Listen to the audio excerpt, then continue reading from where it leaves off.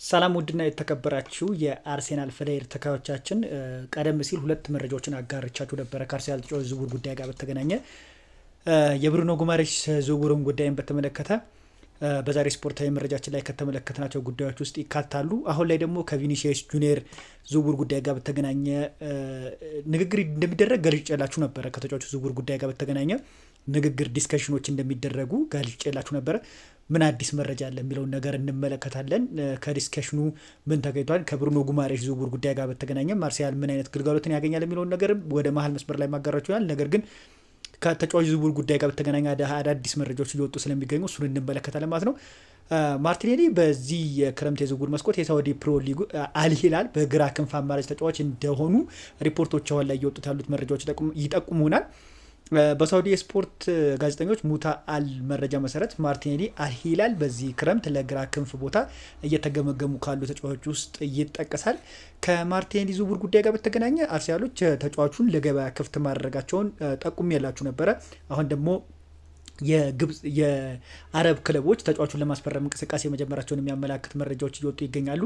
ከዛ በተጨማሪ ሉዊስ ስኬሊንን በተመለከተ አንድ አዲስ መረጃ ወጥቷል። ቤንጃኮቭ ይዞት የወጣው መረጃ ነው። በቅርብ ቀናት አሁን ላይ ማንቸስተር ዩናይትድ የመሀል መስመራቸውን ለማጠናከር ሉዊስ ስኬሊን ከአርሰናል ለማስፈረም እንደሚፈልጉ ተዘግቧል።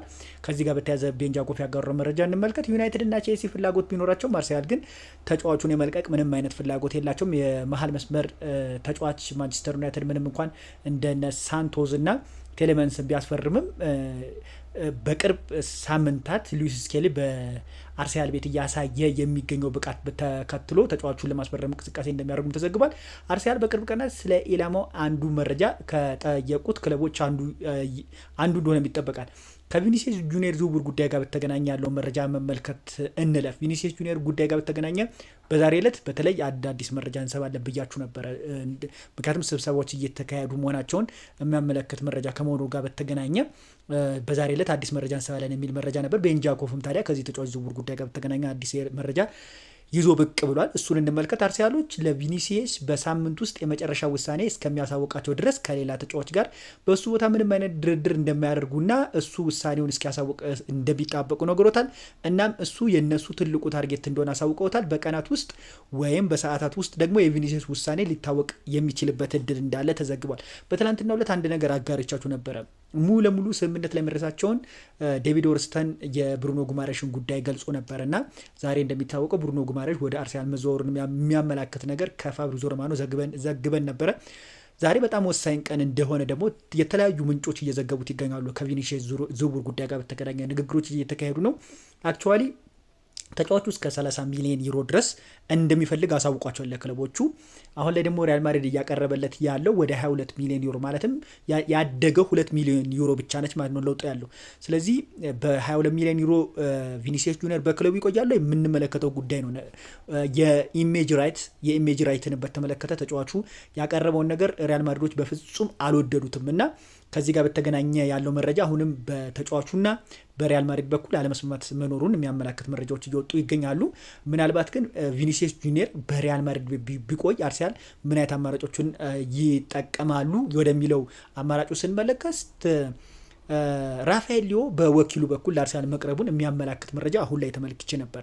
ነገር ግን አርሰናል እውነት ራፋኤል ሊዮን አስፈረመ ማለት በጣም ብዙ ነገሮች ላይ ኪሳራ እንደሚያጋጥመው ነው። ተጫዋቹ በጣም ሃይ ድሪብል ከሚያደርጉ ተጫዋቾች ውስጥ የሚካተት ነው። ነገር ግን ፋይናል ሰርድ ላይ የሚጥላቸው ኳሶች በጣም ደካማ እንደሆነ ገብታችሁ እንቅስቃሴውን ማየት ትችላላችሁ። የራፋኤል ሊዮ ዋናው ደካማ ፓርቱ ምንድነው?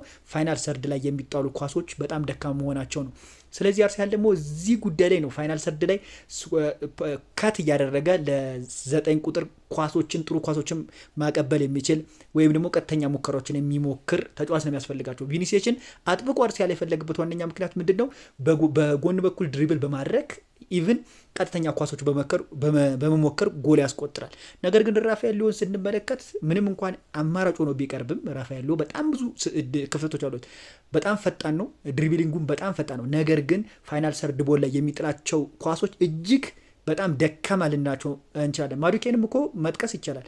ማዱኬ በቀኝ መስመር ላይ በጣም ድሪብለር ነው አይደለ? ነገር ግን ፋይናል ሰርድ ላይ ፊት ለፊት ላሉ ለ9 ቁጥሮች የሚያቀርበው ፕሮቫይድ የሚያደርገው ኳሶች ግን በጣም ደካማ መሆናቸውን ነው አይደለ ማዱኬ ላይ እንጂ ጥያቄ የሚሆንበት በድሪብል እኮ ስንመለከተውና በፔስ ስንመለከተው ማዱኬ ለአርሰናል እየሰጠ ያለው ግልጋሎት ምርጥ ነው።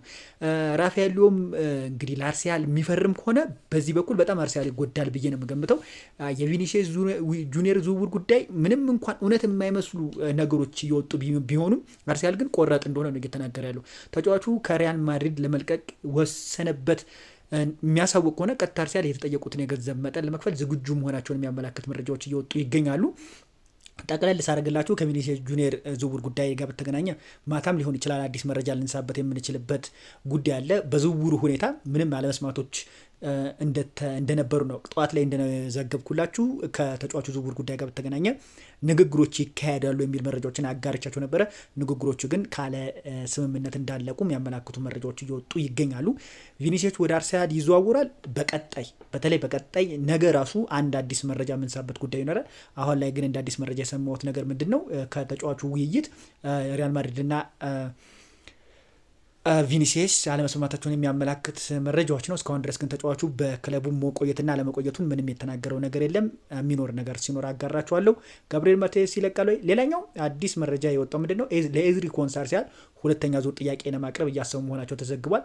በመጀመሪያው በጠዋቱ ዘገባ ላይ እንደጠቀስኩላችሁ አርሰናል የተከላካይ መስመሩን የከኋላ መስመር ላይ ዊላም ሳሊባ ባለመኖሩ ተከትሎ እንደነ ኤዝሪ ኮንሳ ያሉ ተጫዋቾችን ይመለከታል ብያችሁ ነበረ። ሁለተኛ ዙር ጥያቄ ለማቅረብ እየተዘጋጁ መሆናቸውን የሚያመላክት መረጃዎች ወጥቷል። አስቶን ቪላ በአጠቃላይ ከተጫዋቹ ዝውውር እስከ 60 ሚሊዮን ፓውንድ እንደሚፈልጉ ለአርሰናሎች አሳውቀዋቸዋል። የዛሬ ስፖርታዊ መረጃችን ይመስላል። በሌላ ቪዲዮ እስክንገናኝ መልካም ጊዜን ተመኞቻው።